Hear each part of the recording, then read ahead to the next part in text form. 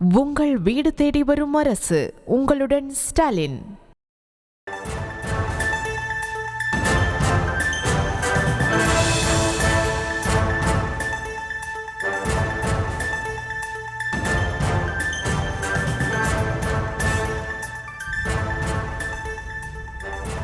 அண்மை செய்தியாக பார்த்து வருகிறோம்.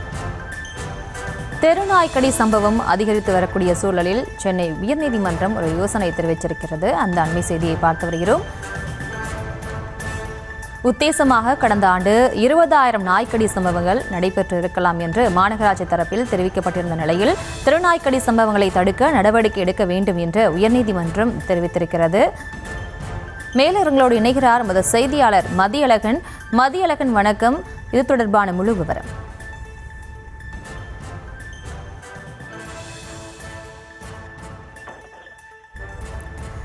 மதியழகன், வணக்கம். தெருநாய்க்கடி சம்பவங்களை தடுக்க நடவடிக்கை எடுக்க வேண்டும் என்று உயர்நீதிமன்றம் தெரிவிச்சிருக்கு. என்னென்ன விஷயங்களை குறிப்பிட்டு உயர்நீதிமன்றம் யோசனை தெரிவிச்சிருக்காங்க? அது தொடர்பான முழு விவரம்.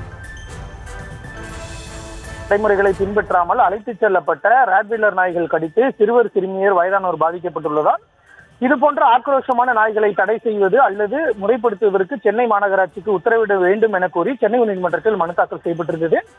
இந்த வழக்கு தலைமை நீதிபதி MM ஸ்ரீவஸ்தவா மற்றும் நீதிபதி சுந்தர்மோகன் அமர்வில் விசாரணைக்கு வந்த பொழுது சென்னை மாநகராட்சி கால்நடைத்துறை அதிகாரி கமால் உசேன் நேரில் ஆஜராகி அறிக்கை தாக்கல் செய்தார். அதில் சென்னையில் 1.80 லட்சம் தெருநாய்கள் உள்ளதாகவும் அவற்றை கட்டுப்படுத்த பல்வேறு நடவடிக்கைகள் எடுக்கப்பட்டுள்ளன. ஒரு இடத்தில் பிடிக்கப்படும் நாய்கள் கருத்தடை தடுப்பூசி போடப்பட்டு மீண்டும் அதே பகுதியில் விடப்படுகின்றன. ஏற்கனவே 5 கருத்தடை மையங்கள் உள்ளதாகவும் 10 மையங்கள் மேலும் அமைக்கப்பட உள்ளதாகவும் தெரிவிக்கப்பட்டது.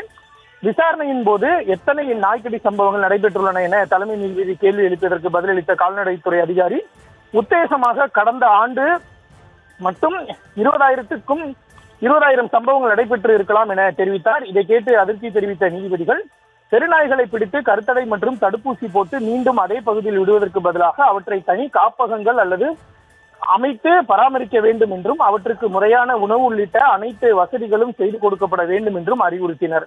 மேலும் இது சம்பந்தமாக விரிவான திட்டத்துடன் அறிக்கை தாக்கல் செய்ய உத்தரவிட்ட நீதிபதிகள் தெருநாய்க்கடி சம்பவங்களை தடுக்க நடவடிக்கை எடுக்க வேண்டும் என்றும் அதே சமயம் நாய்களை துன்புறுத்தக்கூடாது என்றும் அறிவுறுத்தினர்.